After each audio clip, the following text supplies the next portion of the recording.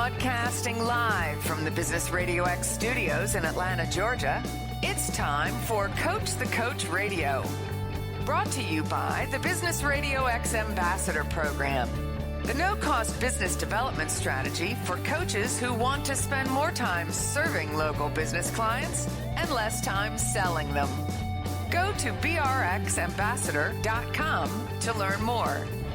Now, here's your host.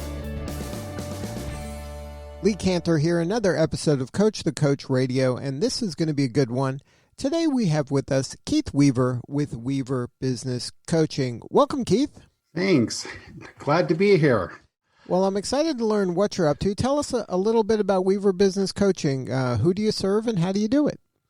Well, we work with medium and small businesses as far as, across the country.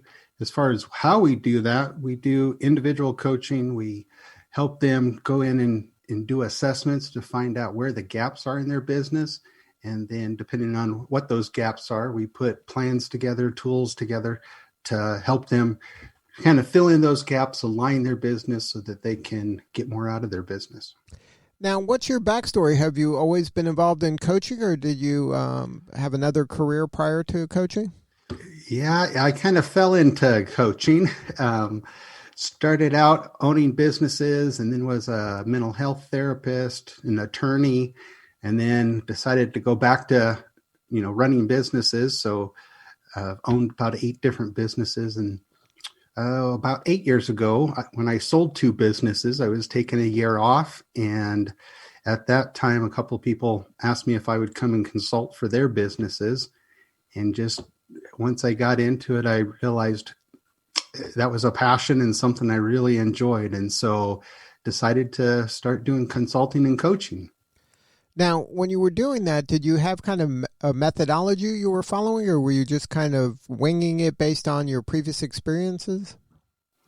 So I did go and get certified as a growth coach, a business coach, and used their system. So I used that. And then I also actually got into a mastermind with other business coaches where we worked together to develop content and, use each other's ideas to develop things. And so for about the first 4 years, that mastermind was just invaluable to really develop processes and work with clients and find ways to really improve things. So really, I'm a big advocate of masterminds for coaches or for any business owner. Yeah, I agree. I think that's kind of a missed opportunity for a lot of folks. They don't realize how much power there is into collaborating with other people, that it may seem like in some level you're competitors, but you really can be more collaborators.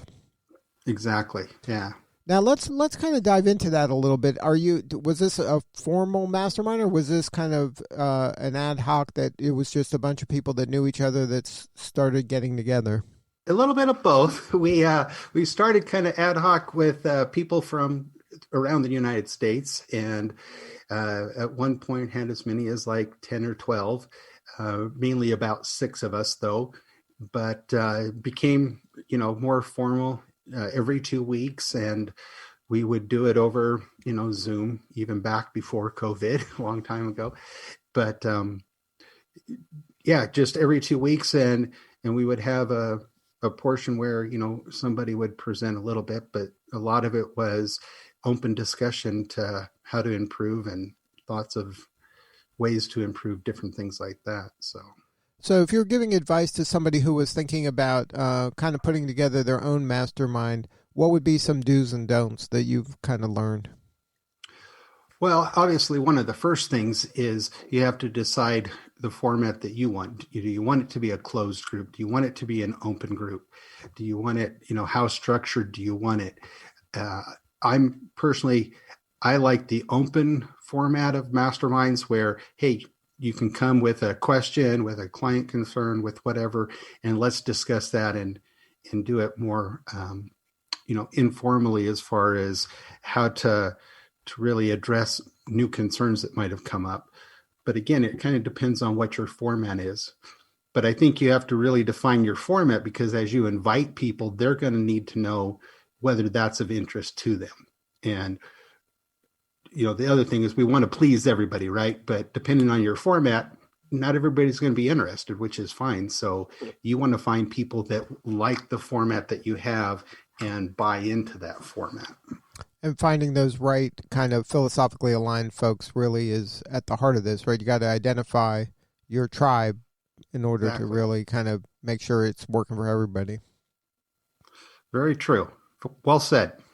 Now, in your kind of journey of being a business coach, what are some of your favorite parts?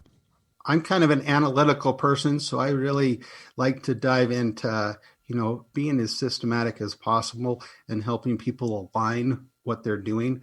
It's amazing to me that, people don't always have the different parts of their business aligned, whether it's their marketing and sales aren't aligned, or their processes and outcomes, or, even their accounting versus, their people, their operations kind of a thing.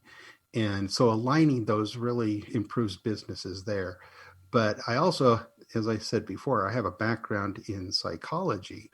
And so I really like to get into the side of building culture and helping businesses understand their people, motivate their people, get their employees more engaged. Well, it's refreshing to hear you talk about culture. A lot of coaches that I've talked to, that's not really kind of on the top of the to-do list. And I find a lot of business owners kind of don't have a mindful plan on creating a culture. And like I've told them, whether you're trying to or not, a culture is going to happen. So you might as well put some intentionality into it to help kind of direct it. Do you have any advice for folks when they're kind of thinking about developing a culture that resonates, that has meaning for their people? Yeah, like you said, it really needs to be something proactive. The biggest thing that most people, the reason why they're not more proactive about it is because, when we're dealing with numbers and we're dealing with business processes, it's a lot easier to plan that out, measure goals, those kind of things. With culture, it's much more fluid. It's harder to measure activities and those kind of things. But there's, basically 4 key elements that lead to disengagement. And if we can focus on those and improve those, that's going to help the overall culture. And so one of them is, how well the job fits. For example, with 2020, a lot of businesses wanted to pivot and reorganize, and they had hired someone that, say, for sales, and then all of a sudden they wanted to transition them into more of an office position or vice versa. And that person that wasn't a job fit for them.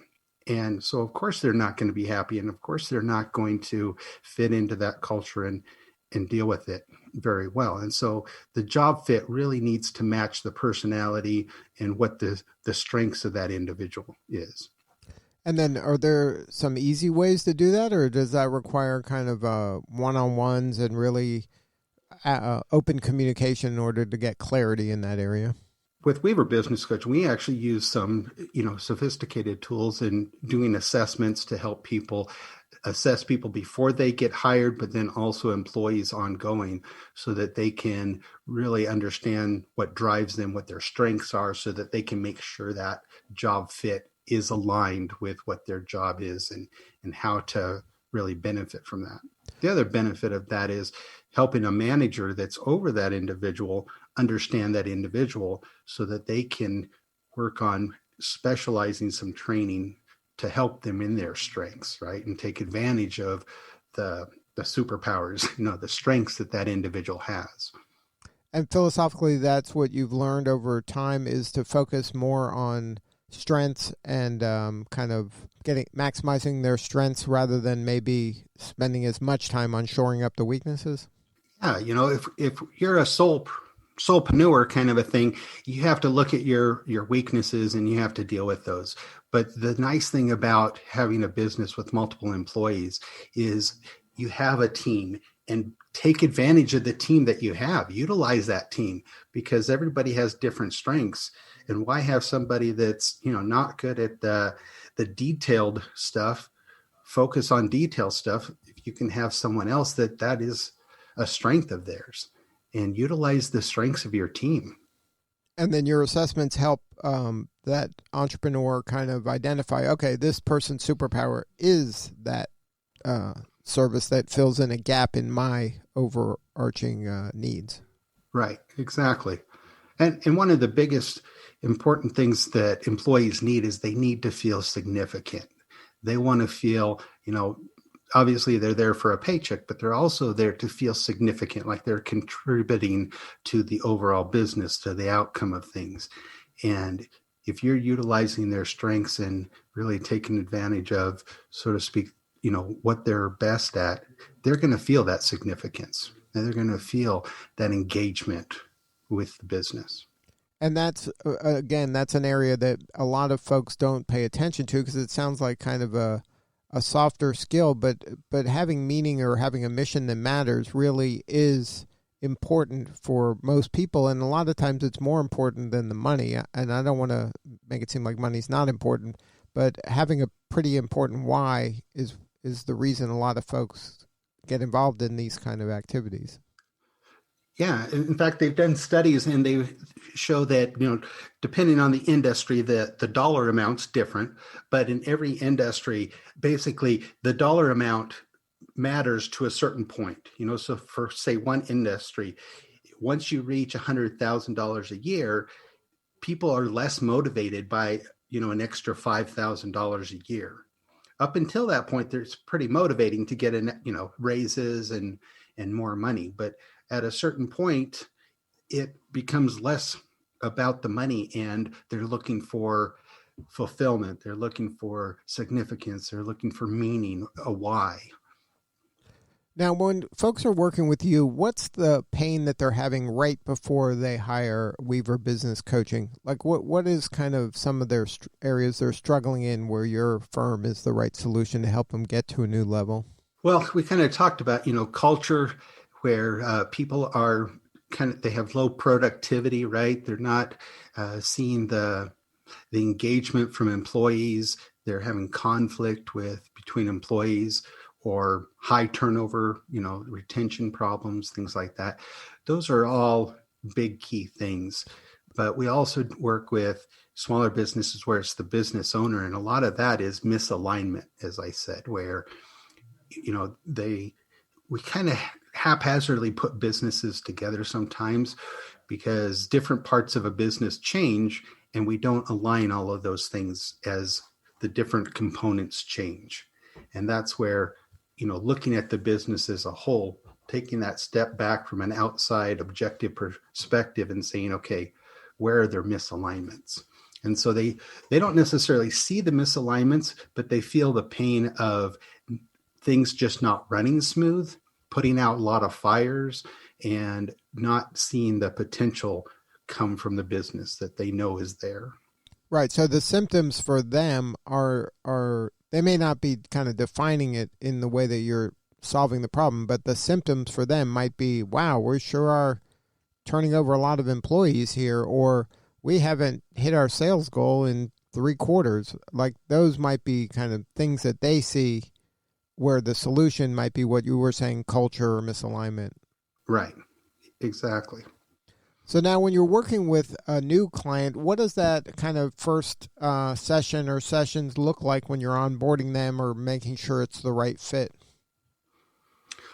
So we do consultations, and in that consultation, we'll do some different assessments, try to find out what their gaps are. And then once we start assessing and finding out what those gaps are, then we address, what their goals are. And some clients will come in and say, we have this very specific goal.